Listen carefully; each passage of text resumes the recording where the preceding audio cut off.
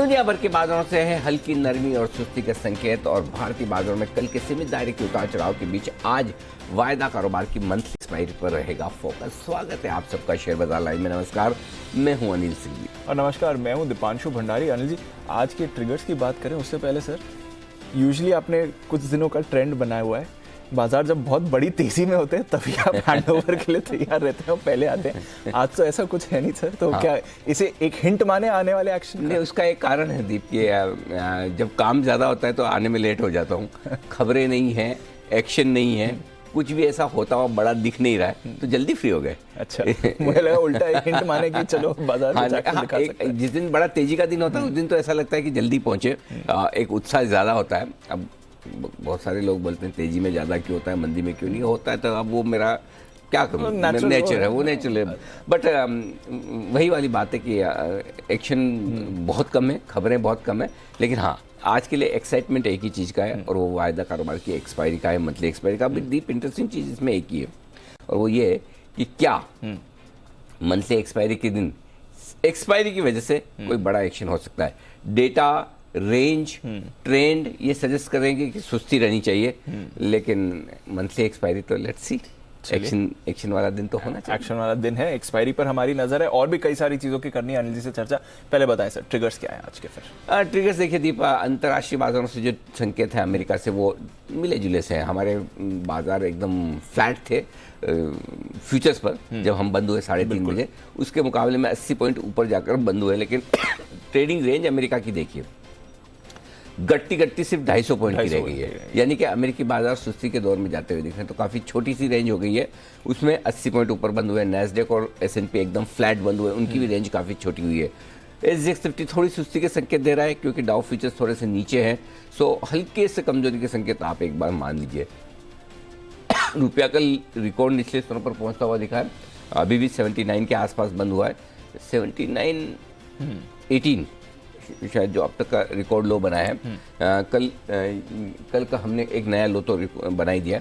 वायदा कारोबार के लिए अच्छी खबर है, कमोडिटी वायदा कारोबार में विदेशी निवेशकों की एंट्री पर कल सेबी बोर्ड ने मंजूरी दे दी है। तो ये सारे संकेत हैं जिनके दम पर आज आपको करनी है अपने सेशन की शुरुआत। बिल्कुल, और हमारी एक्सक्लूसिव खबर भी थी तो वहाँ पर आपको मुहर लगती हुई दिखी है। और भी कई सारी चीज़ें हैं सर। एक बार जरा ये जो सुस्ती है, बहुत ही कम एक्शन हो गया, इसको समझने की कोशिश करके इसको एक पॉजिटिव ही माना जाए कि एटलीस्ट उतने बड़े स्विंग्स नहीं आते हुए दिख रहे हैं। सुस्ती का माहौल ज़रूर है बट उतने बड़े स्विंग्स नहीं है, या फिर ये देखा जाए कि आने वाले समय का ये इंडिकेशन है, क्योंकि कल जो फेड चेयरमैन के बयान थे ECB के फोरम में, वो भी ज्यादा कॉन्फिडेंस वाले तो नहीं थे सर। तूफान के पहले की खामोशी है संदीप, और या फिर ऐसे भी कह सकते हैं आपके बाजारों का मतलब तरीका ही यही है काम करने का, कभी बड़े वोलेटाइल तो कभी बड़ी सुस्ती। मतलब एकदम थोड़े दिन शांत रहेंगे, फिर लगेगा अरे हम तो कुछ करने के लिए पैदा हुए हैं, चलो आज कुछ तूफानी करते हैं, और फिर आपको थोड़े वोलेटाइल दिखेंगे।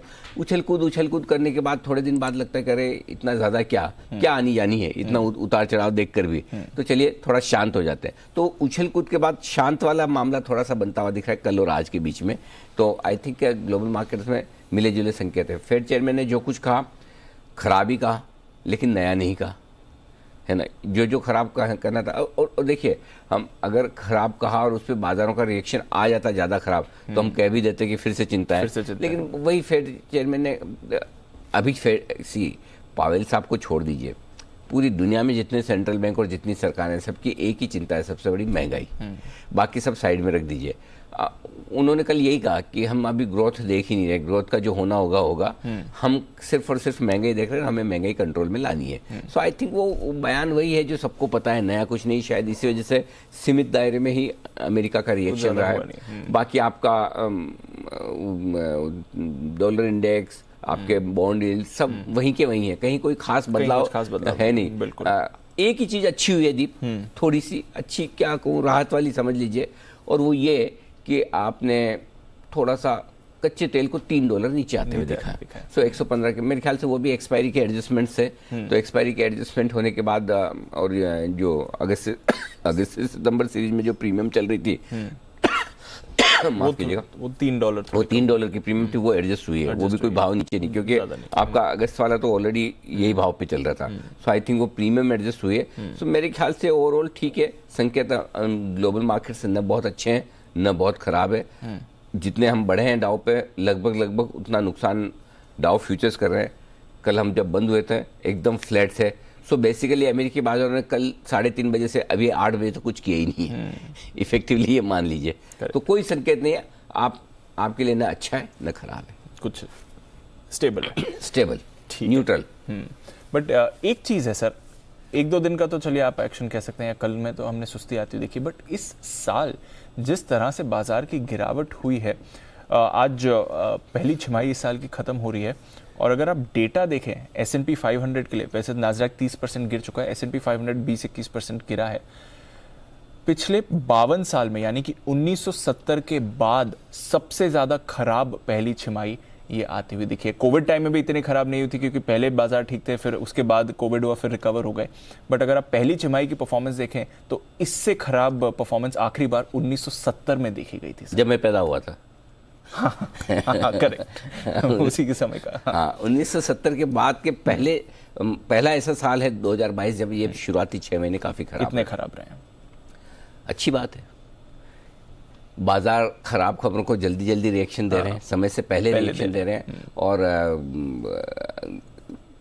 आमतौर पर ये माना जाता है कि 1 साल 2 साल लगातार बाजार में अच्छी निकल जाए तो बाजार उसको एवरेज आउट करने की कोशिश करते हैं। अगले 1-2 साल ठंडे या खराब होते हैं। एग्जैक्टली वही होता हुआ दिख रहा है दीप। और मुझे नहीं लगता कि इसमें बहुत ज़्यादा चिंता करने की जरूरत है। अगर 52 साल में पहले शुरुआती 6 महीने बहुत ज़्यादा खराब रहे तो इसकी वजह एक ही है कि आगे के आउटलुक को लेकर बाजार बहुत ज़्यादा कॉन्फिडेंट है नहीं, इनफैक्ट नेगेटिव है और उसको पचाकर चल रहा है। सो अगर आप फर्ज करें कि अगर मैं एक ऐसा निवेशक हूं जिसे मुझे बाजार में पैसा लगाना है, स्पेशली अमेरिकी बाजारों में पैसा लगाना है, तो अगर 35% नैस्डैक गिरने के बाद अगर मैं नहीं लगाऊंगा तो कब लगूंगा? इसका मतलब ये नहीं कि 35% जो गिरा हुआ नैस्डैक को 40 नहीं हो सकता, 45 या 50% नहीं हो सकता। होने में सब कुछ हो सकता है, लेकिन किसको पता है कि 50% पे जाकर रुकेगा या 35% पर रुकेगा।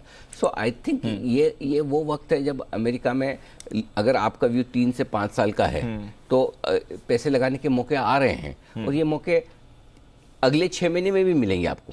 न सिर्फ सो आपके पास 2 ऑप्शन होते हैं। अगर आपको एक मौका है कि अमेरिकी बाजारों में पैसा लगाने का, तो आपके पास 2 मौके हैं। या तो आप समय के हिसाब से SIP कर लें या फिर आप लेवल के हिसाब से SIP कर लें। आप ओवर स्मार्ट हैं तो लेवल के हिसाब से कर लीजिए, और आप अपने आप को स्मार्ट समझते हैं, जो कि आपको समझना चाहिए, तो समय के हिसाब से करें। फर्ज करें आज से लेकर अगले 1 साल तक 12 इंस्टॉलमेंट आप नैस्डैक के ETF में डाल दें। ओके, ये एक SIP का सिस्टम हो सकता है। और आप और स्मार्ट हैं तो भाई मैं अभी नैस्डैक 11,200 के आसपास है, ठीक है, मैं हर 300-400 पॉइंट नैस्डैक अगर गिरेगा तो मैं 4-5 टुकड़ों में SIP करूंगा। आपके ऊपर है, आप कैसे करना चाहते हैं। 35% वाला 50% गिर सकता है, बिल्कुल गिर सकता है। क्या 35% से रिकवर हो सकता है? आमतौर पर 37-38% का करेक्शन होता है, रिकवर हो जाता है। अब वो कॉल आपको लेना है, क्योंकि इस वक्त है ना लगभग सारी बुरी खबरें प्राइसेस में हैं। अब क्या प्राइसेस में नहीं है? रिसेशन आएगा, ग्रोथ जाएगी, महंगाई बढ़ रही है, उसको काबू में लाने के लिए लिक्विडिटी निकलेगी, ये सब हमें पता है। क्या नहीं पता है? शायद वो नहीं पता कि कंपनियों की कमाई कितनी तेजी से गिरेगी, वो नहीं पता कि ग्रोथ का हाल कितना बुरा होगा, और ये जब होगा तब उसका सेकंड रिएक्शन आएगा।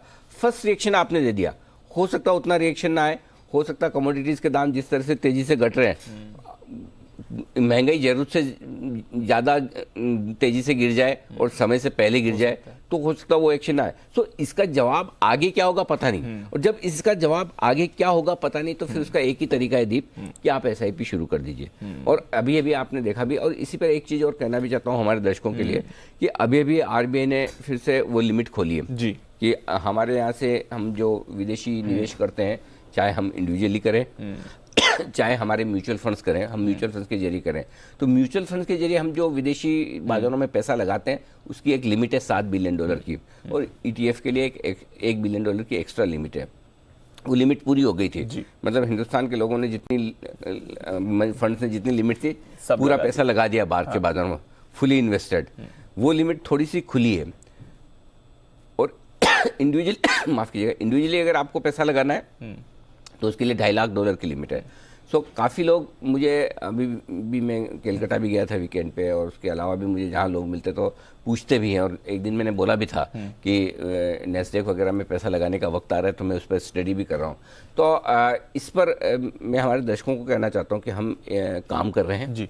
और जल्दी ही आपके लिए एक बहुत ही विशेष पाठशाला आ रही है। अरे वाह, बहुत ही विशेष पाठशाला आ रही है, और ये आपको मजा आएगा देखकर सुनकर, और आपको बहुत नॉलेज बनेगी कि अगर आप भी किसी टेस्ला, अमेजोन, अल्फ़ाबेट या मेटा, फेसबुक टाइप की शेयर खरीदना चाहते हैं, तो लोग ये जानना चाहते हैं खरीदे कैसे खरीदें। एग्जैक्टली। हाँ, क्या हम शेयर खरीदें, क्या हम कोई फंड में पैसा लगाएं, लगाने का प्रोसेस क्या है, तरीका है क्या है। तो हम इस पर एक विशेष शो आपके लिए करना जा रहे हैं, जिसमें आपको विदेशी निवेश की पाठशाला होगी और विदेशी शेयरों में निवेश की पाठशाला होगी। तो अगर आप विदेश में लिस्टेड कोई भी शेयर खरीदना चाहते हैं तो कैसे खरीदें, या विदेशी बाजारों में पैसा लगाना चाहते हैं, आपको लगता है 35, 38, 40% गिरने पर नैस्डैक बहुत अट्रैक्टिव है और मुझे वहाँ पैसा लगाना चाहिए, तो वो कैसे लगाएं, उस पर हम ये विशेष शो आपके लिए करने जा रहे हैं। Coming soon. Coming soon. क्यों कमिंग सून? हाँ। उसका रीजन है कि इस पे बहुत ज़्यादा काम है। ऑलरेडी हमारी टीम 2-3 दिनों से लगातार इस पे काम कर रही है, और हर रोज़ हम शाम को जब ऑफिस से घर के लिए निकलते हैं तो हमारा कार में जो 1-1.5 घंटा जाता है, वो 1-1.5 घंटा पूरा खाली ब्रेनस्टॉर्मिंग में जा रहा है, इन सवालों के जवाब लेने में जा रहा है जो एक के बाद एक निकल कर आते हैं। तो अगर आपके भी मन में कोई भी सवाल है जो अगर आप कोई विदेशी शेयर खरीदना चाहते हैं, आप कोई विदेशी बाजारों में और निवेश करना चाहते हैं, आपके जो भी सवाल है प्लीज़ हमें लिख भेजिए। एक हैशटैग का इस्तेमाल ज़रूर करेगा, हैशटैग AskZBusiness। इससे मैं सॉर्ट आउट कर लूँगा आपके जो भी सवाल आएंगे। बेसिक सवाल तो हम आराम से आपके लेंगे ही, मान के चलिए। फिर भी आपके मन में कोई भी सवाल है विदेशी शेयरों को खरीदारी को लेकर, विदेशी बाजारों में निवेश को लेकर, टैक्स क्या होगा, खरीदना कैसे है, प्रोसेस क्या है, कौन से शेयर खरीद सकते हैं, कहाँ खरीद सकते हैं, किस ब्रोकर से खरीद सकते हैं, इन सारे सवाल को हम शामिल करने की कोशिश करेंगे। इसके अलावा भी और ये भी जो आपके मन में जो आप जानना चाहते हैं, प्लीज़ हमें हैशटैग पे लिख के भेजिए। हम आपके सवालों को जरूर शामिल करेंगे हमारे कार्यक्रम में, ताकि हम ये चाहते हैं, वैसे तो हम हमारे मन से जब हम सारे बैठकर ब्रेनस्टॉर्मिंग करते हैं तो हम देख लेते हैं क्या क्या सवाल होने चाहिए, क्या क्या आ सकते हैं, वो सारे हम क्लियर कर लें। फिर भी ऐसा तो है नहीं कि हम सब कर ही लें। कई बार ऐसे ऐसे सवाल आते हैं, लोग पूछते हैं जो पता ही नहीं होता, हम सोचते भी अरे ये भी सवाल हो सकता है। इसलिए आप कोई भी इससे विदेशी निवेश से जुड़ा हुआ सवाल पूछना चाहते हैं, प्लीज़ हमें मैसेज करिए। ये मज़ा आएगा सर इसमें, बहुत जोरदार। और डीप क्या होता है कि लोगों को लगता है कि हम पाठशाला करके उनको सिखा रहे हैं, और आसान भाषा में उनको सीखने को, समझने को मिलता है कि अगर मुझे कोई फेसबुक का शेयर खरीदना है या टेस्ला खरीदना है तो मैं कैसे करूँगा। लेकिन एक्चुअली बताओ, इस सिखाने की प्रोसेस में हमें जो सीखने को मिलता है, उसके लिए भी धन्यवाद के पात्र हमारे दर्शक हैं, क्योंकि आप हमें वो मेहनत करने के लिए प्रोत्साहित करते हैं जिससे हमें सीखने को मिलता है। सो अगर हम सीखेंगे तो ही तो सिखा पाएंगे, है ना। सो हमारे दिमाग में बहुत सारे सवाल आते हैं, फिर उसके जवाब हम ढूंढने की कोशिश करते हैं। तो बहुत ही जल्दी आपके लिए विदेशी शेयरों में निवेश के लिए हम एक बहुत ही बेहतरीन पाठशाला लेकर आ रहे हैं। चलिए, तो पाठशाला हो रही है आपके लिए तैयार। कैसे आप कर सकते हैं विदेशी स्टॉक्स या विदेशी फंड में निवेश, इसके बारे में अनिल जी बताएंगे आपको। अच्छा सर, विदेशी बाजार पर तो हमारी एक नज़र बनी हुई है, एक नज़र डोमेस्टिक फैक्टर्स पर भी है। आज मंथ एंड है, क्वार्टर एंड है, फर्स्ट हाफ खत्म हो रहा है, और साथ ही एक्सपायरी भी है। सारी चीजें एक साथ ही मिलकर आ रही हैं। सिर्फ हफ्ते की एंडिंग नहीं है, बट बाकी सारी चीजें आज मेरी तो फीलिंग भी हफ्ते की एंड वाली है। वैसे ही मूड आ रहा है बिल्कुल। हाँ, मतलब ऐसा नहीं काम करने का मन नहीं है, लेकिन पता नहीं ऐसा लग रहा है बहुत लंबा हफ्ता हो गया। आई डोंट नो, ऐसी फीलिंग तो आ रही है। वो ऐसा थकाने वाला हफ्ता है। हाँ, एक्शन वैसा हुआ है ना कि वो थकाने वाला है, मेंटली एग्जॉस्शन। एक्चुअली मैं बताऊंगा, हम आज ही सोचे थे कि ये है ना, ये विदेशी निवेश की पाठशाला आज ही कर ले, लेकिन ऐसा थकान वाला फीलिंग आ रहा है। और फिर हमने सोचा कि कर तो हम लेंगे, तैयारी भी है लगभग, लेकिन फिर कहीं ऐसा ना हो कि कुछ सवाल आपके हों। तो हमने सोचा कि एक दिन आपको भी मौका दिया जाए, अपने सवाल पूछ लो आप। बिल्कुल। तो क्या फर्क पड़ता है, ऐसा तो है नहीं कि आज का आज ही पैसा लगाना, कल बंद हो जाएगा सब। तो एक आध दिन रुक के लगाते हैं तो थोड़ी ताजगी भी आ जाए तो बहुत बढ़िया। तो हम इस पे काम कर रहे हैं, आप भी अपना लिख के भेजिए। बाकी जहाँ तक सवाल आपने कहा कि पहली 6 माही, दूसरी तिमाही, मंथली, एक्सपायरी, महीने का आखिरी दिन सब एक साथ आ रहा है, बढ़िया है, सब एक साथ आ रहा है। तो महीने के आखिरी दिन की इंपॉर्टेंस क्या है? एक इंपॉर्टेंस तो एक्सपायरी की है और दूसरी इंपॉर्टेंस 30 जून की है, जो आमतौर पर 6 माही का अंत है, तिमाही का अंत है। तो ये उम्मीद काफ़ी लोग रखते हैं, रखना गलत भी है कि फंड्स होंगे अपनी पसंद के शेयरों को थोड़ा सा खरीद कर एनएवी बढ़ाने की कोशिश करेंगे, तो हो सकता है ब्रॉडर मार्केट में थोड़ा सा बेहतर एक्शन आपको देखने को मिले, ये उम्मीद आप कर सकते हैं। दूसरा मंथली एक्सपायरी है, तो मंथली एक्सपायरी के दिन आमतौर पर आप थोड़ा उतार चढ़ाव होने की उम्मीद करते हैं। उतार चढ़ाव तो हो रहा है लेकिन दायरा बड़ा सीमित है।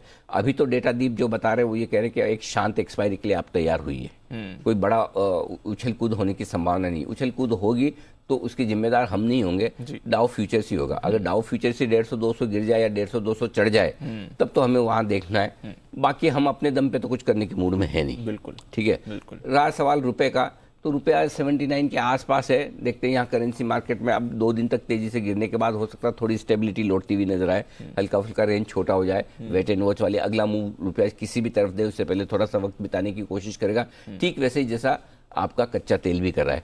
118 वही 118-120 डॉलर के आसपास या उसके ऊपर जाते ही थोड़ा नीचे आने की कोशिश करता है। आज 115 डॉलर। तो हर तरफ से संकेत सुस्ती के हैं और ऐसे में फिलहाल मैं बड़े फायरवर्क्स की उम्मीद कर नहीं रहा। नीचे में 15,700 के जैसे ही आप नीचे जाते हैं खरीदारी आने लगती है।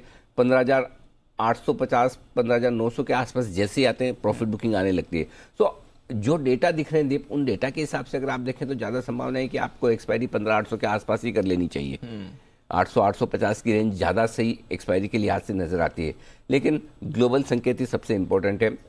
बड़ी रेंज के लिहाज से देखेंगे तो 15,550 15,650 आपके लिए स्ट्रॉन्ग सपोर्ट हो जाएगा और ऊपर में 15,925 16,000 स्ट्रॉन्ग रुकावट की जगह। तो बहुत कम ऐसा होता है कि एक्सपायरी के दिन आपकी रेंज और छोटी और छोटी है और ये मुश्किल काम है। बिल्कुल। मतलब आज कल जैसे मैंने कल कहा ना कि बड़ा आसानी से सब लेवल्स निकले, बहुत आराम से दिए, कोई आज मुश्किल था काम। क्यों कि रेंज बहुत छोटी निकल कर आ रही है। तो ऐसे अगर आज ये आखिरी गुरुवार नहीं होता मेरे लिए बहुत आसान काम होता कि आज का मार्केट परफेक्टली मैं प्रेडिक्ट कर सकता हूँ, लेकिन आप एक्सपायरी का जो एक वो दिमाग में स्ट्रेस रहता है ना, एब्सोल्युटली, कि कुछ बड़ा हो जाएगा, कुछ बड़ा हो जाएगा। जैसा आपने भी पूछा कि कुछ बड़ा तो नहीं हो जाएगा, अब मैं ना कैसे बोल दूं नहीं हो जाएगा, डेटा कह रहे नहीं होगा, बट संभावना वो हमेशा रहती है छोटी सी। तो ऐसी सिचुएशन में एनालिसिस करना मुश्किल काम होता है थोड़ा, क्योंकि आपके गलत पड़ने के चांस हो जाते हैं। डेटा कह रहे हैं कि नहीं होगा कुछ भी बड़ा और हमने उस हिसाब से दे दिया और हो गया तो फिर लगता अरे पता तो था ना अपने को एक्सपायरी है, ध्यान क्यों नहीं दिया। ये वाली फीलिंग फिर बाद 3:30 बजे वाली फीलिंग है ना, बड़ी खराब होती है घंटी के बाद। हाँ, गलत पड़ते तो बड़ा अपने खुद के ऊपर अफसोस होता है, वो गुस्सा सा आता है, अरे सब पता था फिर कैसे नज़रअंदाज कर लिया। यही चीज़ तो है जो रोज मार्केट सिखाता है। एब्सोल्युटली। आज क्या सिखाएगा सर, ये बताइए फिर। आज सीखने के लिए बहुत कुछ है दीप, और संकेतों के हिसाब से ग्लोबल संकेत आज न्यूट्रल साइड पर हैं। मैंने बहुत नेगेटिव नहीं रखे, बहुत पॉजिटिव नहीं रखे। फ्लैट था मार्केट, 80 ऊपर बंद हुआ, 60 डाउ फ्यूचर्स नीचे, फ्लैट न्यूट्रल है। एफआईएस के संकेत नेगेटिव साइड पर ही हैं। इस पर भी विस्तार से चर्चा करेंगे, आप कहें तो अभी भी कर सकते हैं। तो एफआईएस के संकेत मैं सोचता हूँ अभी कर लिए जाए, बातचीत बड़ा इंटरेस्टिंग है दीप। एक चीज जो दिखी है कल, सिर्फ एक नंबर पर फोकस कीजिए। राइट। 851 करोड़ की बिकवाली कैश मार्केट, एफआईएस के डेटा लाइए स्क्रीन पर। 4-5 हजार करोड़ की बिकवाली से 2,000 करोड़ पे आए, 2,000 करोड़ से 1,000 करोड़ 1,200 करोड़ की रेंज में आए और बड़े लंबे समय बाद 3 डिजिट में दिखा है। रिलीफ देने वाला आंकड़ा है, थोड़ा ठीक लगता है कि कम से कम कैश मार्केट में बिकवाली का प्रेशर अब थोड़ा कम होता है। बड़े दिनों बाद 3 डिजिट का है, चाहे तो हमारी टीम रिसर्च करके निकालेगी कि आखिरी बार कब 1,000 करोड़ से कम का कैश में एफआईएस ने बेचा था। लेकिन ये डेटा थोड़ा रिलीफ देने वाला जरूर है। आप देखिए ना लाल लाल लाइन कैसे छोटी होती जा रही है। बिल्कुल ठीक है। तो पहली चीज ये कि बिकवाली का प्रेशर कैश में कम हो रहा है। सामने उतना का उतना घरेलू फंड ने खरीदा है, 850 करोड़ का। मैचिंग 2 जून मैचिंग ही खेलते हैं ये लोग। 2 जून सर आखिरी बार, 2 जून था, 1 महीने बाद, महीने भर हो गया, 27-28 दिन बाद अगर ऐसा हो तो आंकड़ा रिलीफ आ गया। अब आइए एक आंकड़ा जो और ज्यादा सिग्निफिकेंस वाला है इससे भी, वो है 2413 करोड़ की इंडेक्स में बिकवाली। ये कल कब और कैसे भी पता ही नहीं चला। लगता है बैंकिंग शेयरों में, बैंक निफ्टी में थोड़ा एफआईएस की तरफ से बिकवाली होती दिखी। राइट। एक और चीज, इस बिकवाली के साथ एक आंकड़ा बहुत इंटरेस्टिंग है। तो ऐसे देखेंगे तो आपको लगेगा अच्छा 15,800 15,900 पे एफआईएस को इंडेक्स लेना नहीं है, 33,500 33,400 के आसपास एफआईएस को इंडेक्स लेना नहीं, बेचना है। लेकिन एक और बहुत इंटरेस्टिंग चीज हुई है डीप, और वो ये है कि एफआईएस की इंडेक्स लॉन्ग पोजीशन 25% से घटकर 16%, 9% कल के सेशन में घटी है। कल के सेशन में ऐसी कोई खराबी दिखी नहीं, कितना एफआईएस बेच गए। तो अब इसमें दो मतलब निकलते हैं। पहला तो ये कि क्या कमजोर ट्रेडर्स लॉन्ग हो गए, हो सकता है एफआई दे गए, वो ले गए, एक वो। दूसरा ये वो ट्रेडर्स के लिहाज से नेगेटिव, दूसरा एफआईएस के लिहाज से नेगेटिव। ऐसा तो कुछ नहीं है कि जिसकी वजह से एफआईएस की इंडेक्स लॉन्ग पोजीशन फिर से लोएस्ट लेवल पर 16% पे आ जाए। एग्जैक्टली 16% पे आ गया, इसका मतलब आप ओवरसोल्ड है और आज मंथली एक्सपायरी भी है। तो क्या शॉर्ट कवरिंग का मौका बनता है? इसका भी जवाब हाँ है। तो इन दोनों नंबर्स को दोनों तरह से विश्लेषण करके ही आप ये मतलब निकाल सकते हैं कि दोनों तरफ का ट्रेड बनेगा। फ्लैट खुल के नीचे आएंगे, नीचे आपको सपोर्ट मिलेगा, ऊपर आएंगे, ऊपर बेचने के लिए भी लोग तैयार बैठे हैं। तो ये डेटा एफआईएस के डेटा बहुत इंटरेस्टिंग और बहुत दिनों बाद ऐसे इंटरेस्टिंग डेटा है जो आपको ये कह रहे हैं कि जहाँ एक और इंडेक्स में थोड़े आपके ट्रेडर्स लॉन्ग हो गए, एफआईएस ने और शॉर्ट किया। लेकिन कल के सेशन में सबसे बढ़िया चीज अगर कोई एक थी कि अगर एफआईएस ने 2400 करोड़ के इंडेक्स बेचे और उसके बावजूद आपके इंडेक्स खराब नहीं है, तो ये बाजार की थोड़ी ताकत तो दिखा रहा है, बिल्कुल एब्जॉर्ब हो रहा है ये। चलिए, तो इंटरेस्टिंग तरीके से ये डेटा आपको रीड करना है। सिर्फ मेन नंबर्स पर नहीं जाइए, उसके पीछे क्या चल रहा है ये समझना भी जरूरी है। तो बताएं सर फिर बाकी इंडिकेटर्स और ऑफ कोर्स आज के लिए लेवल्स कौन से निकलते हैं? अच्छा, बाकी भी बताना है। हाँ। घरेलू फंड्स पॉजिटिव, एफएनओ के संकेत न्यूट्रल साइड पर है दीप, सेंटीमेंट भी न्यूट्रल है, ट्रेंड अभी भी नेगेटिव बना हुआ है। ठीक है। निफ्टी सपोर्ट जोन 15,675 15,750 निफ्टी पर आज सपोर्ट का काम करेगा। ऊपरी स्तर पर 15 और इसके नीचे अगर गए तो 15,550 15,625 स्ट्रॉन्ग बाय जोन होगा अगर गए तो। हायर साइड पर 15,850 15,925 ये ऊपरी रेंज है। 15,975 से 16,075 प्रॉफिट बुकिंग जोन आपके लिए बनेगा निफ्टी पर। ओके। बैंक निफ्टी 33,000 33,125 तुरंत प्रभाव से सपोर्ट का काम करेगा। इसके नीचे गए तो 32,650 32,850 मजबूत खरीदारी की जगह, वहां पर आए तो जरूर खरीदारी कीजिए। ऊपरी स्तरों पर 33,425 33,500 हल्की फुल्की रुकावट की जगह है, पार करके टिके तो 33,625 33,825 आपके लिए वो रेंज है जहां पर प्रॉफिट बुकिंग, मुनाफा वसूली और शॉर्ट्स सब कुछ बनते आपको नजर आएंगे। ओके। अब आइए निफ्टी के सपोर्ट लेवल्स। 15,800 पर आप बंद हुए, उसके ठीक नीचे 15,750 700 675 650 625 और फाइनल सपोर्ट लेवल 15,550 का ये आपके लिए। ऊपर की तरफ 15,800 पर आप बंद हुए, इसके ऊपर 850 875 900 925 ये 25 पॉइंट पर चारों लेवल से इसके पार निकलने की संभावना कम है। निकले तो 975 और 16,000 के लेवल्स ऊपर की तरफ। बैंक निफ्टी आप बंद हुए 33,270 के आसपास, 33,200 33,125 दो छोटे लेवल हैं, 33,000 32,925 मीडियम लेवल है और बड़े लेवल 32,850 32,750 और 650 जो स्ट्रॉन्ग सपोर्ट जोन आपके लिए बन जाएगा अगर आप वहां पहुंचते हैं तो। ऊपर की तरफ 33,300 के आसपास चूंकि आप हैं तो पहला लेवल बनेगा 33,425 का, कल का हाई भी वही है, और 33,500 ये दो लेवल हैं छोटे वाले। 33,625 725 मीडियम लेवल है, 33,800 33,900 और 34,000 बड़े लेवल है जिन पर आपको करना है फोकस बैंक निफ्टी में ऊपर की तरफ। तो ये है आपके लिए सपोर्ट और रुकावट के लेवल ऊपर। ठीक है सर। अच्छा, ये समझाइए एफआईएस की पोजीशनिंग लॉन्ग काफ़ी तेज़ी से गिरी है और हमने देखा भी है वापस वो कोविड लेवल्स के आसपास 16% पर आ गई है, बट पीसीआर कल एक्चुअली बढ़कर आया है। हाँ, हल्का सा पुट कॉल रेशियो बढ़ा है। उसकी वजह ये कि दीप के थोड़ी लॉन्ग पोजीशन कम हो गई तो उससे, और पुट कॉल रेशियो थोड़ा सा शॉर्ट पोजीशन थोड़ी कम हुई है। हाँ। उस वजह से भी थोड़ा पुट कॉल रेशियो में बढ़त आती हुई दिखी है। विक्स 2% बढ़ा है, हाँ, लेकिन है बहुत कंफर्टेबल रेंज में, कहीं कोई दिक्कत वाली खास बात नहीं। ठीक है। अब आइए इंडेक्स लॉन्ग पोजीशन। कल 15,675 का हमने इंट्राडे का स्टॉप लॉस दिया था, ट्रिगर नहीं हुआ, ठीक है, और कल क्लोजिंग वाला तो हमने दूर 15,550 का दिया था। दीप आज थोड़ा सा बदलाव किया है। बदलाव ये किया कि आज स्टॉप लॉस मैंने छोटे दिए हैं। 15,650 थोड़ा सा नीचे किया है 25 पॉइंट इंट्राडे के लिए। क्लोजिंग मैंने 15,550 से 15,700 कर दिया है। ओके। हाँ, क्लोजिंग स्टॉप लॉस 15,700 कर लिया। जिसको बड़ा दूर का स्टॉप लॉस लगाना है क्लोजिंग बेसिस पे वो 15,550 का लगाए। 15,700 ठीक वाला है और जिसको एकदम छोटा स्टॉप लॉस रखना है वो 15,800 का रखे। लेकिन मेरी राय नहीं होगी कि आज का क्लोजिंग स्टॉप लॉस छोटा इसलिए नहीं रखना चाहिए, मंथली एक्सपायरी है, तो आज 15,700 आपके लिए ज़्यादा ठीक है। और रिस्क ले सकते हैं तो एक दिन के लिए 15,550 भी आप रख सकते हैं। बैंक निफ्टी एक ही स्टॉप लॉस है, इंट्राडे और क्लोजिंग 33,100। इसके नीचे जाए तो थैंक यू वेरी मच। ठीक है। इंट्राडे का हमने 33,500 दिया था कल, वो ट्रिगर हो गया। अगर आपने इंट्राडे ट्रेडर्स के तौर पर देखा है, क्लोजिंग 33,100 ही था, नहीं ट्रिगर हुआ। आज क्लोजिंग और इंट्राडे दोनों 33,100 है। ठीक है। शॉर्ट पोजीशन, शॉर्ट पोजीशन 15,925 का हाई, 927 का हाई आपने बनाया, उससे थोड़ा सा ऊपर 15,950 का स्टॉप लॉस इंट्राडे रख लीजिए। ठीक है। क्लोजिंग 3 दिनों की आपकी जो हाईएस्ट है वो 15,850 है। अगर आज फिर से आप मंथली एक्सपायरी के दिन 15,850 के ऊपर बंद हो जाते हैं तो आपको क्लोजिंग बेसिस पे भी शॉर्ट्स काट लेने चाहिए। और फिर भी किसी को थोड़ा दूर का रखना है तो वो 15,950 का रखे, लेकिन मेरी राय 15,850 की है। बैंक निफ्टी इंट्राडे का स्टॉप लॉस छोटा किया है मैंने 33,550 का, क्लोजिंग 33,850 ही है। 33,811 का हाईएस्ट क्लोजिंग मिला है, इसके ऊपर बंद होता है तो आपको काटना है। तो 25-50 पॉइंट का मैंने कुशन रख के 33,850 आपको देना पड़ेगा जी। ठीक है सर।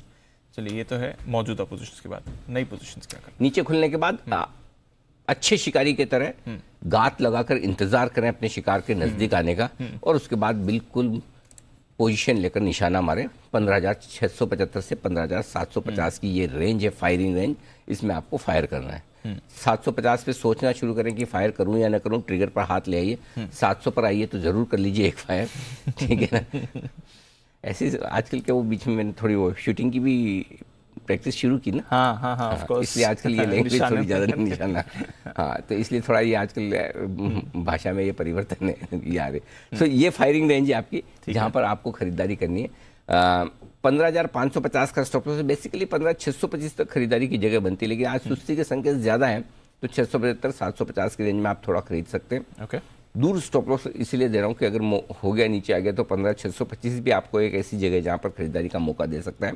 टारगेट जो बनेंगे 800, 850 छोटे टारगेट हैं, 875, 900, 925 मीडियम टारगेट है। इसके ऊपर जाएंगे नहीं। दो आगे के टारगेट खाली है, फॉर्मेलिटी के लिए है, 15,975, 16,000। जो लोग बेचना चाहते हैं, अब बेचने में ट्रिक है थोड़ा सा कि कहाँ बेचे। जितना 15,900 के आसपास बेचें थोड़ा सेफ है। 850 से भी आप मूड बना सकते हैं। 925 के आसपास बेचना तो बेस्ट जगह है। स्टॉप लॉस आपका 16,000 का होगा, और वो पार होकर टिक जाए तो फिर थैंक यू वेरी मच कर लीजिए। टारगेट जो बनेंगे 15,800, 750, 703 छोटे टारगेट, 675, 650, 625 मीडियम टारगेट, 550 जो कि आएगा नहीं। नहीं आएगा। आएगा नहीं, ऐसे दे के रखो। एक्सपायरी के दिन इससे थोड़े लंबे वाले दे देता हूँ, बाकी ऐसा कोई आना नहीं है। ठीक है, समझ गया sir. Bank Nifty, bank Nifty अब आइए। एक तो वही जो कल बोला था जी, खरीदारी करने की राय, आया तो ठीक है, नहीं तो अपना क्या ले गया, बहुत दूर का है। 32,650, 850 में लीजिए, 32,600 का स्टॉप लॉस, 925, 33,000, 33,125, 200, 300, 400, जो कल बताया वही का वही, सेम टू सेम। कल आपने लिखा है या याद कर लिया तो आज आपको फिर से करने की जरूरत नहीं है। ये का ही सेम, जो आएगा नहीं। कल का जो एक्शनेबल ट्रेड था वही आज का एक्शनेबल ट्रेड में फिर से देता हूँ। बैंक निफ्टी में खरीदारी करने की राय एग्रेसिव ट्रेडर्स के लिए, और खरीदना है 33,000, 33,200 की रेंज में।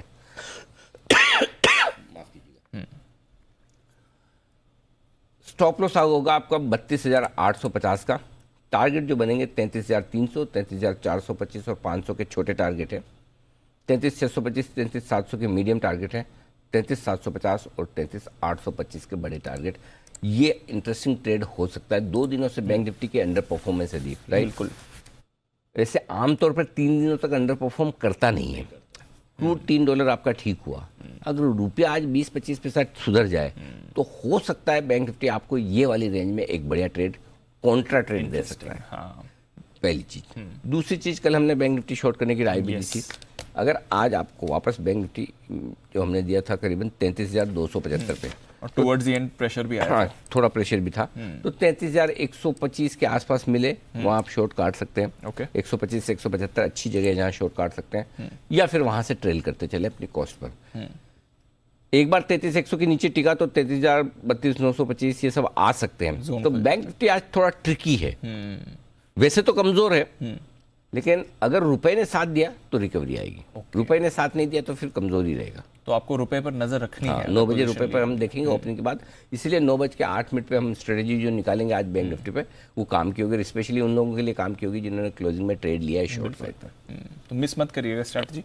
9:15 के अब शॉर्ट साइड, हाँ शॉर्ट साइड 33,500 से मूड बनाना है आपको बेचने का, है ना। वहां पे भी बेच सकते हैं, 625 पे और बेचे, 725 पे और ऐड करें। तो ये तीनों ही लेवल है जहां पर आपको बैंक निफ्टी बेचना चाहिए। स्टॉप लॉस 850 का लगाएंगे, 825 तक की जगह है बेचने के लिए, 850 का स्टॉप लॉस होगा। टारगेट जो बनेंगे 33,425, 33,300 दो छोटे टारगेट हैं, 33,200 125 मीडियम टारगेट है, और इसके नीचे के टारगेट बड़े वाले हैं जो 33,000 से शुरू होकर नीचे तक जाते हैं। अगर 33,100 के नीचे बाजार ट्रेड करना शुरू करता है बैंक निफ्टी पर और टिक जाता है तो फिर नीचे की रिस्क खुलती है। अब और जो रिस्क खुल रही है उसमें कहीं 33,000 या 32,925 पे रुक जाएंगे या 32,850 तो आना ही चाहिए। ये इस बात पर डिपेंड करेगा कि कच्चा तेल, रुपया और डाउ फ्यूचर्स तीनों का कॉम्बिनेशन क्या रहता है। थोड़े से आपको लग रहा होगा कि ये तो अनिल जी आजकल कॉम्बिनेशन बढ़ाते हुए दिख रहे हैं, पहले तो बोलते थे खाली डाउ फ्यूचर देख लो।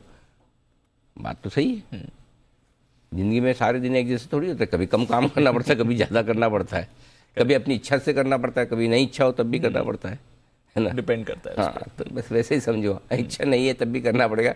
3 देखने तो 3 ही देखने, या तो फिर ट्रेड मत करो, किसी ने कोई जबरदस्ती तो की नहीं, करना है तो यही तरीके से करना है, नहीं तो मत करो। इतना काम नहीं हो सकता तो घर पे बैठो, वैसा वाला। हाँ, तीनों ही देखने पड़ेंगे, डाउ फ्यूचर भी देखना पड़ेगा, क्रूड भी देखना पड़ेगा, रुपया भी देखना पड़ेगा, तीनों देख। एक्सपायरी का दिन है भाई, पैसे लग गए तो फिर आप बोलेंगे आपने तो बताई थी, पहले ही बोल देते हम ध्यान रख लेते, बाद में कहना आसान होता है, पहले बता देते तो ध्यान रख लेते थे, इसलिए पहले बता रहा हूँ ध्यान रखना है। ध्यान रखेंगे, ठीक है सर, अंडरस्टूड। बैन लिस्ट का अपडेट दे दूं, डेल्टा कॉर्प बैन से बाहर आ गया, जो हम कल बात भी कर रहे थे। आज के लिए और आखिरी दिन इस सीरीज के लिए सिर्फ सन टीवी है जो बैन में बना हुआ है। अच्छा, बाकी डेटा तो समझा दिया। वायदा कारोबार के लेवल से एक लेवल सबसे इंपॉर्टेंट है दीप, जहां हम बंद हुए 15,800, लगभग 60 लाख शेयर पुट और कॉल दोनों में बराबर है ओपन इंटरेस्ट, ठीक है। तो ये मेक और ब्रेक है। 800 के नीचे 700 पर सीधा सपोर्ट है, 75 लाख शेयर वहां पर है, 900 पर सीधी रुकावट है, 62 लाख शेयर वहां पर है, और बड़ी रेंज के तौर पर नीचे 15,500 बहुत ही स्ट्रॉन्ग सपोर्ट है, 87 लाख शेयर है, highest open interest 16,000, 1 crore 16 lakh share calls में, highest open interest. So basically broad range जो दिख रही 15,700 15,900 की है, थोड़ा 25-50 पॉइंट इधर उधर का गिन लीजिए, ठीक। ये वायदा कारोबार के लिए।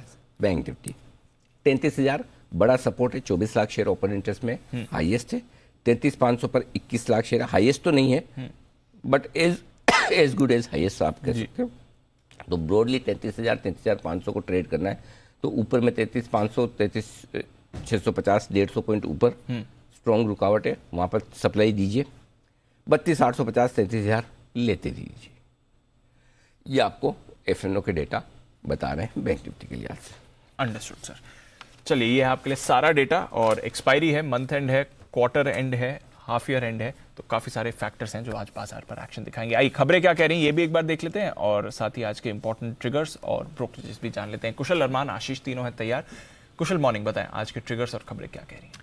मॉर्निंग दीप, ट्रिगर्स के लिहाज से काफ़ी सारे इवेंट्स और साथ ही आप देखिए यहाँ पर स्टॉक्स रिलेटेड एडजस्टमेंट्स हैं। सबसे पहले तो हिंदुस्तान कॉपर QIP के जरिए फंड जुटाने पर बोर्ड बैठक करती हुई दिखेगी कंपनी। साथ ही फेडरल बैंक इक्विटी या कर्ज के जरिए कंपनी की फंड जुटाने पर आज विचार करते हुए नजर आएंगे। बोनस इश्यू जारी करने पर आज कंपनी बोर्ड बैठक करेगी। REC, तो REC यहाँ पर नजर रखिए। साथ ही एलिम्बिक फार्मा और स्ट्राइड्स फार्मा का आज FNO में आखिरी दिन है। जुलाई सीरीज से ये FNO स्पेस से बाहर होते हुए नजर आएंगे। न्यू मारुति ब्रेजा, इसकी ये लॉन्च होती हुई दिखेगी, तो मारुति सुजुकी स्टॉक आज फोकस में रहेगा। 12 बजे ये लॉन्च होता हुआ नजर आएगा। MMTC, इसके पहली तिमाही के नंबर्स आते हुए दिखेंगे। और साथ ही काफ़ी सारे स्टॉक्स ऐसे हैं जो एक्स डिविडेंड ट्रेड करेंगे, जिसमें बजाज ऑटो, बजाज फाइनेंस, साथ ही Escorts, L&T Infotech, Nippon life India asset management, ये सारे स्टॉक्स हैं जिन्होंने डिविडेंड दिए थे, एक्स डिविडेंड ट्रेड होते हुए दिखेंगे। साथ ही बोनस शेयर IOC और रत्नमणि मेटल्स ने जारी किए थे, इनकी भी एक्स डेट आज के दिन में ही है। और पैसालो डिजिटल स्टॉक स्प्लिट जो अनाउंसमेंट किया था इन्होंने 1:10 के रेशियो में, वो भी आज एक्स डेट ट्रेड होता हुआ दिखेगा। और ग्लोबल इवेंट के लिहाज से ओपेक की बड़ी बैठक है, तो यहां से किस तरह का निर्णय निकल कर आता है, हमारा फोकस उस पर भी बना रहेगा। ओके, तो ये है आपके लिए कुछ इंपॉर्टेंट ट्रिगर्स और खबरें। अरमान, मॉर्निंग, बताएं आपके पास कौन सी खबरें हैं। देखिए, सबसे पहले MCX पर ध्यान रखिएगा, क्योंकि जो हमारी जी बिजनेस की खबर है उस पर मोहर लगती हुई दिखी है। सेबी बोर्ड ने FPIs को जो कमोडिटी डेरिवेटिव ट्रेडिंग्स की मंजूरी दे दी है, और जो सभी जो नॉन एग्रीकल्चर कमोडिटी है वहाँ पर ट्रेडिंग की छूट है। LIC पर ध्यान रखिएगा, क्योंकि जो 31 मार्च 2022 के लिए जो एम्बेडेड वैल्यू जो वो बताने वाले थे, उसमें उन्होंने कहा है कि उसमें शायद और देरी हो सकती है, और उन्होंने बोला है कि ये अनुमानित है कि लगभग शायद 15 जुलाई तक वो इसके एम्बेडेड वैल्यू को डिस्क्लोज करें। डॉक्टर रेड्डी पर ध्यान रखिएगा क्योंकि जो यूएस कोर्ट ने सेबॉक्सोन से जुड़े सभी मामले रद्द कर दिए गए हैं और 24 जून को उन्होंने ये किया था पेटेंट से जुड़ा इसका सेटलमेंट। मिंडा इंडस्ट्रीज पर ध्यान रखिएगा क्योंकि जो इनके जो जर्मन कंपनी है एक उसमें लगभग इन्होंने 5.24% हिस्सेदारी खरीदी है और ये लगभग 124 करोड़ में उन्होंने हिस्सेदारी खरीदी है। मॉस्शिप टेक पर ध्यान रखिएगा जिसमें 4 जुलाई को बोर्ड की बैठक में प्रेफरेंशियल इश्यू के जरिए फंड जुटाने पर विचार किया जाएगा। और मेरे पास अब कुछ बल्क डील्स हैं जिसमें एमटार टेक्नोलॉजीज, सिगंटी मारुतिज हैं जिन्होंने 3 lakh share, HDFC multi cap है जिन्होंने 2 लाख शेयर्स खरीदे हैं और बेचने वालों में प्रमोटर्स हैं जिन्होंने लगभग 7 लाख शेयर्स बेचे हैं। और अंत में हिकाल है जिसमें स्मॉल कैप वर्ल्ड फंड ने लगभग 25 लाख शेयर ओपन मार्केट में बेचे हैं। ओके, तो ये है आपके लिए कुछ इंपॉर्टेंट खबरें और फंड एक्शन भी जहां पर रखनी है नजर। ब्रोकरेजेस क्या कह रही हैं आज, ये इस पर भी एक बार डाल लेते हैं नजर FIR में।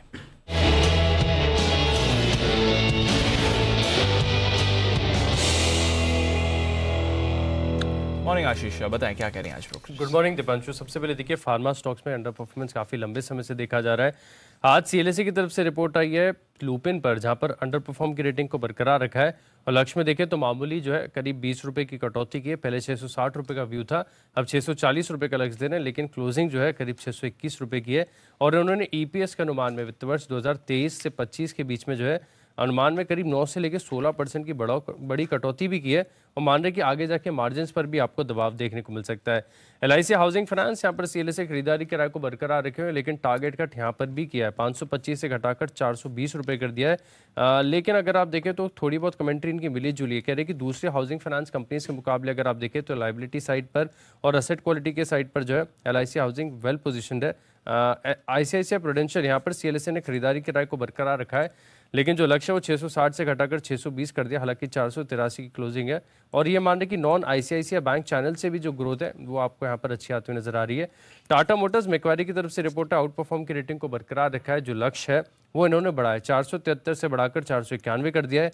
जुबिलेंट फूडवर्क्स मैक्वारी की तरफ से रिपोर्ट आई है, अंडर परफॉर्म की रेटिंग को बरकरार रखा है, 513 की क्लोजिंग है, 440 रुपये का लक्ष्य दे रहे हैं। और ये मान रहे कि अगर मैनेजमेंट में फिर से कोई बदलाव होते, कुछ खबरें ऐसी आ रही हैं कि कोई टॉप मैनेजमेंट मूव करने वाला है, तो ये थोड़ा सा नेगेटिव आगे जाकर हो सकता है, और खासतौर पर ऐसे समय में जब कंपनी के मार्जिन जो है करीब करीब ऑल टाइम हाई लेवल पर है।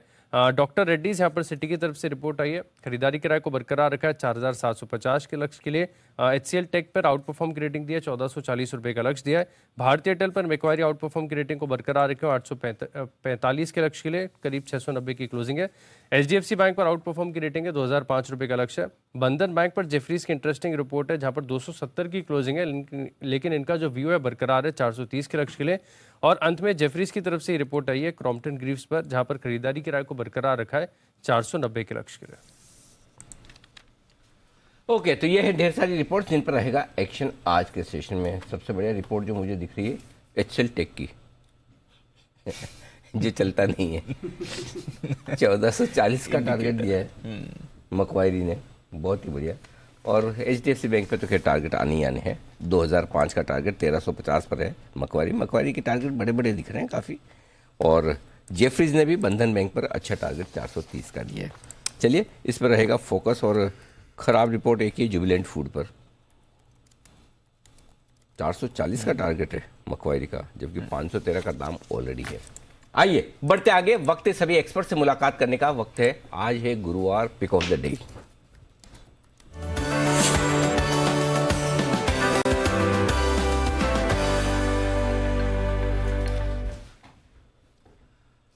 स्वागत है आप सभी का। बंसल जी सुप्रभात, शुरुआत कीजिए। सुप्रभात अनिल जी, सुप्रभात दीपांशु। अनिल जी पहले तो पिक ऑफ द डे से पहले कल के पिक ऑफ द डे का भी अपडेट है। कल मैंने कोल इंडिया दिया था अनिल जी और एकदम अच्छी बैटिंग करी उसने। टारगेट दिए थे मैंने 191, 192 के और 190 रुपए 25 पैसे का हाई लगा। तो Anil ji target almost achieved है। तो वहां पर दीपांशु से रिक्वेस्ट है कि टारगेट अचीव की स्टैंप लगा देंगे। और आज का जो पिक ऑफ द डे है वो है भारतीय एयरटेल। भारतीय एयरटेल पे खरीदारी की राय है 677, 677 का स्टॉप लॉस है, 702 का टारगेट है। और इस स्टॉक के अंदर भी एक पॉजिटिव क्रॉसओवर देखने को मिला है और एक्सपायरी के नजरिए से एकदम परफेक्ट कैंडिडेट है फ्रेश लॉन्ग्स और शॉर्ट कवरिंग का। तो ये है आपके लिए भारतीय एयरटेल पर आए। और भारतीय एयरटेल पर आज रिपोर्ट भी आई है मकवारी की, जिन्होंने टारगेट रखा है 845 रुपये का, इस स्टॉक पर भी रखना है फोकस। और by the way Bansal ji, आपके और बाकी सभी पैनलिस्ट की जानकारी के लिए बता दूं, सिमी जी को तो मैं कुछ कह नहीं सकता, ऐसा टारगेट हिट का स्टाम्प लगाने के लिए हमने ऑफिशियली दीप को रखा हुआ, ऐसा कुछ भी नहीं है। कोई भी लगा सकता है, आप किसी से भी कह दीजिए, सब लगा देंगे। वो तो सिमी जी ने बोल दिया, अब सिमी जी के सामने क्या दीप बोलेंगे, क्या मैं बोलूंगा। बाकी आप जिसको बोलेंगे, मुझे बोलेंगे, मैं भी लगा दूंगा। आप तो टारगेट हिट करते रहिए, स्टैम्प की चिंता छोड़ दीजिए। हमने 8-10 बना रखे हैं, बस हिट होते रहे, वो ज़्यादा इंपॉर्टेंट है। कुणाल जी सुप्रभात, बताएं sir, pick of the day. जी हाँ जी, अच्छा बंसल जी कुछ कहना चाहते हैं? जी बंसल जी।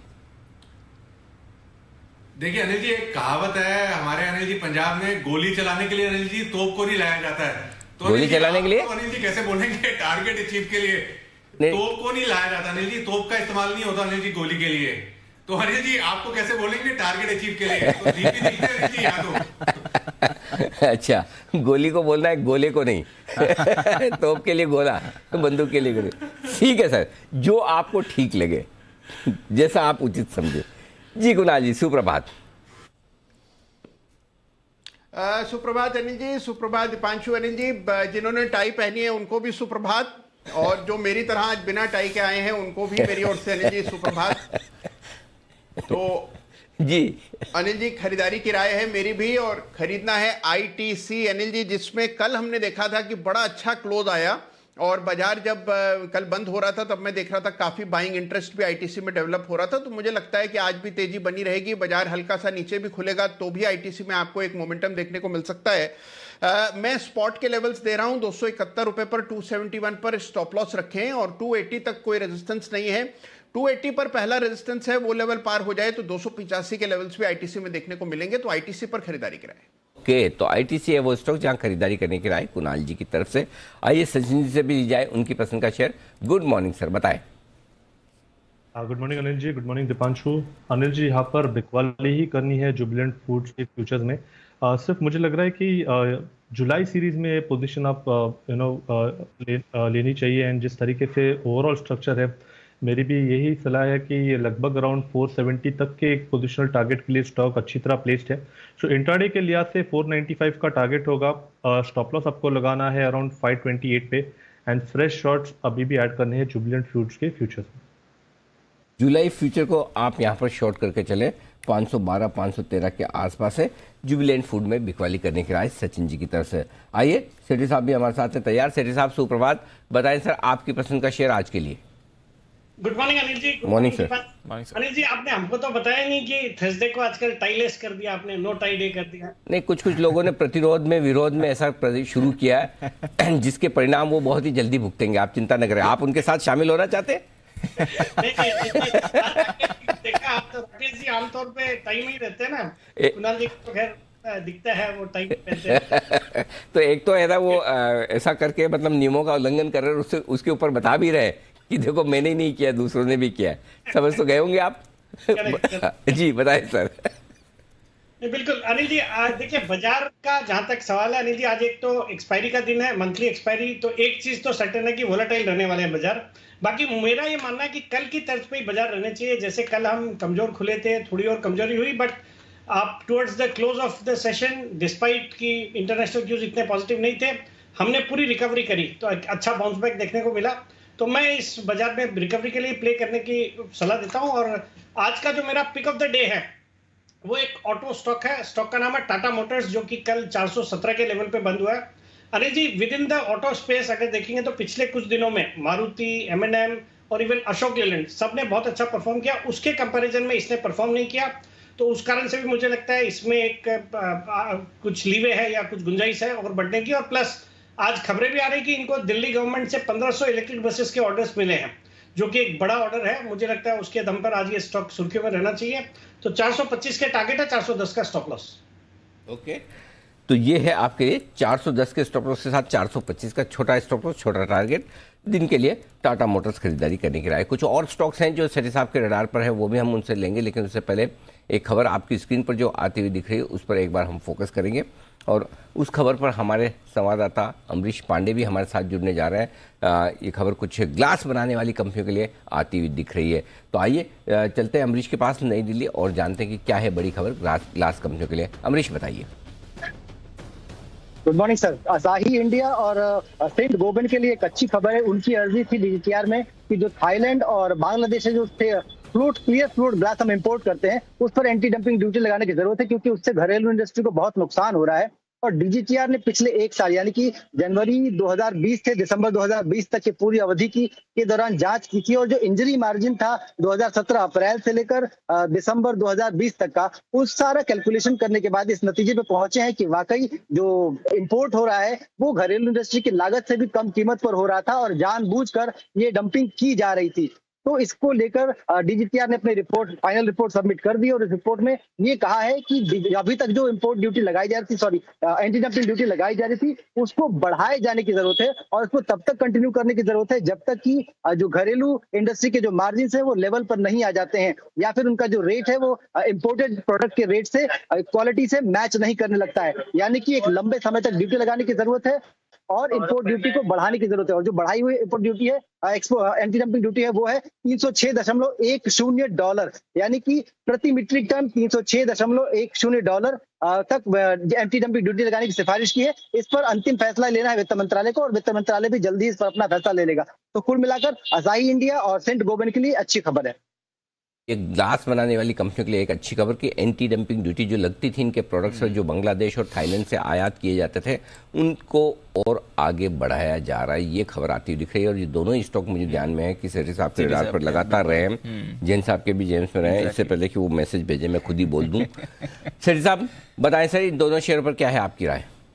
नहीं, बिल्कुल अनिल जी, बहुत ही पॉजिटिव न्यूज है। अगर ऐसा कुछ होता है तो डेफिनेटली इन स्टॉक्स के लिए बहुत ही अच्छा होगा। और बाकी भी ऑफिशियल नोटिफिकेशन आ गया है, ये ऑफिशियल है। अच्छा, जी जी। आज अनिल जी बाजार में इन दोनों स्टॉक्स में बहुत ही अच्छे लेवल्स देखने को मिलेंगे। और वैसे भी ये ऊपरी लेवल से करेक्टेड स्टॉक्स हैं और दोनों अच्छी क्वालिटी की कंपनी है, तो मुझे लगता है इनमें खरीदारी करने के मौके ढूंढने चाहिए। अगर आज ज्यादा गैप से खुलते हैं तो फिर then leave it for some other day. ठीक बात है। तो ये है आपके लिए दोनों स्टॉक, देखते हैं कैसी ओपनिंग होती है, उसके बाद फिर से हम राय भी लेंगे। लेकिन उससे पहले वागले साहब है हमारे साथ तैयार। सुप्रभात वागले साहब, pick of the day. Anil ji good morning. Deepanshu good morning. मेरा पिक ऑफ द डे होगा एक्सिस बैंक, जो मैंने कल जाते जाते कहा था। मुझे बैंकिंग में वीकनेस लग रहा है। 626 का बंद है। एक्सिस बैंक कल lowest point of the day पे क्लोज हुआ है। मुझे लगता है आज अगर बाउंस बैक मिलता है तो सस्टेन नहीं करेगा और नीचे में अच्छा खासा ट्रेडिंग डाउन साइड मिलेगा। 626 का बंद है, 633 का 633 का मेरा स्टॉप लॉस होगा और 612 तक के टारगेट्स में आज और कल में देख रहा हूँ। वागले साहब, आपसे एक निवेदन, अगर आप स्वीकार करें तो मैं आपको कहूं। जी बिल्कुल। हाँ, तो जब तक ये महाराष्ट्र में नई सरकार ना बन जाए तब तक कृपया करके सिर्फ सफेद कपड़े पहनकर ना आए। मुझे ऐसा लग रहा है मेरा तो बिजनेस चैनल है, पॉलिटिशियन कहाँ से आ गए, एकदम लग रहे हैं आज तो बिल्कुल वैसे 100%। हाँ, खाली एक अगर तिलक और निकाल दे तो ऐसा लगे कि मंत्री बन गए बस। उसके बाद तो क्या, अगर आपका राजनीति में प्रवेश करने का कोई विचार इरादा नहीं है तो कृपया करके थोड़े दिन रंग बिरंगे कपड़े पहने ताकि हमें गलतफहमी ना हो। तो एक बार तो ऐसा लगा पॉलिटिकल डिस्कशन तो नहीं कर रहे हम। लग ही रहा था। बिल्कुल बिल्कुल। वैसे आप मंत्री बने, ऐसी हमारी शुभकामनाएं हैं आपके लिए। जी वागले साहब। अनिल जी, आपने जो आइडिया दिया है मैं उसके ऊपर बिल्कुल विचार करूंगा और शायद आपका सपोर्ट होगा तो मैं वो भी बन जाऊंगा। बिल्कुल। और वैसे भी वागले साहब है ना हमारे थाने से ही है। मैं वही बोलने वाला था, थाने में ही अभी वैसे। और सारा मतलब महाराष्ट्र की राजनीति का केंद्र बिंदु इस वक्त वही है। तो चलिए, वागले साहब को बेचना है एक्सिस बैंक, यहाँ पर बिकवाली करने के लिए। कल भी क्लोजिंग में वागले साहब ने यही स्टॉक बताया था, BTST के तौर पर, STBT के तौर पर शॉर्ट करके जाने के लिए। आइए सेठी साहब से कुछ और उनकी पसंद के शेयर ले लें, क्योंकि उनकी लिस्ट होती है लंबी। सेठी साहब बताएं सर, और कौन से स्टॉक आपको पसंद है वायदा कारोबार के? हाँ बिल्कुल अनिल जी, 4 और स्टॉक है F&O स्पेस से। तो अगर बाजार थोड़े वीक खुलते हैं या मेरे ख्याल में फ्लैट से खुल रहे हैं तो अगर मौका मिलता है तो इनमें डेफिनेटली खरीदारी करनी चाहिए। जो पहला स्टॉक रहेगा, मतलब पोस्ट टाटा मोटर्स, दूसरा स्टॉक हो गया TVS motor. Again auto sector है, ऑटो सेक्टर फोकस में है। कल ये स्टॉक 833 पे बंद हुआ है। 860 का टारगेट है, 820 का स्टॉप लॉस। और कल से वैसे भी जो 1 जुलाई से जो इनके नंबर्स आने लग जाएंगे इस महीने के सेल्स के, मुझे लगता है काफी अच्छे रहने चाहिए। और लगभग सभी ऑटो कंपनीज ने 1 जुलाई से प्राइसेस बढ़ाने का डिसाइड किया है, तो उसका भी एक इम्पैक्ट देखने को मिलना चाहिए। तो मुझे लगता है टाटा मोटर्स में खरीदारी करनी चाहिए। फिर जो तीसरा स्टॉक है वो है जो अभी अरमान थोड़ी देर पहले रिपोर्ट कर रहे थे, MCX, जिसमें खबरों के चलते कल जो सेबी का डिसीजन आया है कि FPIs को जो एक्सचेंज ट्रेडेड कमोडिटी डेरिवेटिव्स में पार्टिसिपेट करने के लिए परमिट कर दिया है, तो that is definitely a big positive for MCX। और वैसे भी स्टॉक काफी पिटा हुआ है, 2100-2200 के लेवल से आज ये 1275 के लेवल पे ट्रेड कर रहा है। मुझे लगता है यहाँ पे खरीदारी करनी चाहिए। 1325 का टारगेट, 1250 का स्टॉप लॉस। चौथा स्टॉक है बाजार का बिग डैडी रिलायंस इंडस्ट्रीज। मेरा मानना है बाजार अगर आज रिकवर होते हैं तो it would be led by Reliance industries. कल भी अच्छा था स्टॉक, और बाकी जो डेवलपमेंट्स हुए हैं, जो सक्सेशन प्लान लोग समझ रहे हैं, बट मुझे लगता है ये डीमर्जर की जो प्रक्रिया है उसकी शुरुआत हो गई है, तो that would lead to tremendous value unlocking. तो उस पर मैं बुलिश हूँ। मुझे लगता है इसमें आज खरीदारी करें। 2620 का टारगेट, 2560 का स्टॉप लॉस। और finally Crompton Greaves consumer electricals, ये इलेक्ट्रिकल अप्लायंसेस बनाने वाली दिग्गज कंपनी। थोड़े दिन पहले आपने हेवल्स रिकमेंड किया, कॉपर के प्राइसेस गिरे हुए, उसका फायदा होना है। बाकी इस तरह की कंपनियां जो समर सीजन जिस तरह का चल रहा है, मुझे लगता है अच्छा करेंगी, तो इसमें खरीदारी करने की सलाह है। टारगेट आज का 355 का और 340 का स्टॉप लॉस। तो ये है राय आपके लिए सेठी साहब की तरफ से। एक तो स्टॉक ऑलरेडी वो टाटा मोटर्स दे चुके हैं, उसके अलावा 4 स्टॉक और हैं, TVS Motors, MCX, Reliance industries और क्रॉम्पटन ग्रीव्स कंज्यूमर्स, जहां पर खरीदारी करने की राय। बिल्कुल, तो नजर रखेंगे। कुछ बेहतरीन पिक्स आपके लिए सेठी साहब की तरफ से आती हुई दिख रही हैं। कई सारे और काउंटर्स हैं। MCX पर तो सेठी साहब का भरोसा है ही। एक बार जरा चार्ट्स पर भी राय ले ली जाए। सत्य जी, चार्ट्स पर कैसा लगता है? MCX अच्छी खबर आ रही है, कमोडिटी डेरिवेटिव्स में FPIs की अब होगी एंट्री। दीपांशु, काफ़ी दिनों से एक साइडवेज कंसोलिडेशन में ही स्टॉक लॉक्ड इन रहा है। लगभग अगर हम इसका डेटा देखें तो 1350 से लेके 1400 तक की अपसाइड यहाँ पर अवेलेबल जरूर है। ऑन द लोअर साइड 1150-1200 पे एक अच्छा सपोर्ट इसने ऑलरेडी एस्टेब्लिश किया है, उसी के बेसिस पे मुझे लग रहा है ये रिकवरी हुई है। तो इमीडिएट बेसिस पे तो मुझे लग रहा है यहाँ पर एक लॉन्ग बायस से ही ट्रेड करना चाहिए 1250 के स्टॉप लॉस के साथ। मुझे लग रहा है 1350-1400 के आसपास के स्विंग्स यहाँ पर कंफर्टेबली नजर आने चाहिए। तो ये है आपके लिए MCX। नजर रखते हैं कैसा आज करेगा ट्रेड में बिहेव। हमारी एक्सक्लूसिव खबर पर मुहर भी आपको लगती हुई दिखी है। सेठी साहब, LIC, इस पर आपकी राय लेनी पड़ेगी। लगातार लोगों का इंटरेस्ट बना हुआ है क्योंकि स्टॉक अंडर परफॉर्म कर रहा है लिस्टिंग से। अब जो इनकी एम्बेडेड वैल्यू आने वाली थी 31 मार्च 2022 के एंड की जो एम्बेडेड वैल्यू आने वाली थी, उसके आने में अभी थोड़ी देरी और लग सकती है। 15 जुलाई तक इसका डिस्क्लोजर होगा। नजर है कल थोड़ा बाउंस बैक जरूर दिखाया था स्टॉक ने। कोई राय सर LIC पर? देखिए दीपांशु, इस गिरावट के बाद LIC में लॉन्ग टर्म शेयर होल्डर्स के लिए तो खरीदारी करने की या होल्ड करने की ही सलाह है। मुझे लगता है बिजनेस अच्छा है। ट्रबल टाइम्स में IPO आया, फिर उस कारण से फिर और बाजार उसके बाद अच्छा खासा करेक्ट हो गया, तो स्टॉक भी अपने जो IPO प्राइस से काफ़ी नुकसान हो रहा है रिटेल निवेशकों को। बट मुझे लगता है जिनको अलॉटमेंट्स आए हैं, अगर ये लेवल्स पे या थोड़ा और नीचे मिले किसी दिन खराब बाजार में, जो कि अभी कुछ दिन पहले भी था, तो वहां पे थोड़ा एवरेज भी कर सकते हैं। मुझे लगता है अगर आप 2-3 साल देंगे इस स्टॉक को तो बहुत अच्छे रिटर्न्स यहाँ से मिल सकते हैं। एक हाईली अंडर पेनिट्रेटेड सेक्टर है, मार्केट लीडर है, 50% से ज़्यादा का 60% का मार्केट शेयर है। और जिस तरह से कंपनी भी ये एग्रेसिवली जो अपने डिजिटल फोरे कर रही है, डिजिटलाइजेशन को, अपने जो सेल्स की प्रक्रिया को, तो मुझे लगता है I think it would catch up with private sector players. तो nothing to worry as such. Fundamentals अच्छे हैं, यहाँ पे होल्ड करने की सलाह है, गिरावट में खरीदारी करें। तो ये है राय आपके LIC में गिरावट में खरीदारी करने की। आइए पालविया साहब हमारे साथ जुड़ चुके हैं। पालविया साहब, सुप्रभात, बताएं sir pick of the day.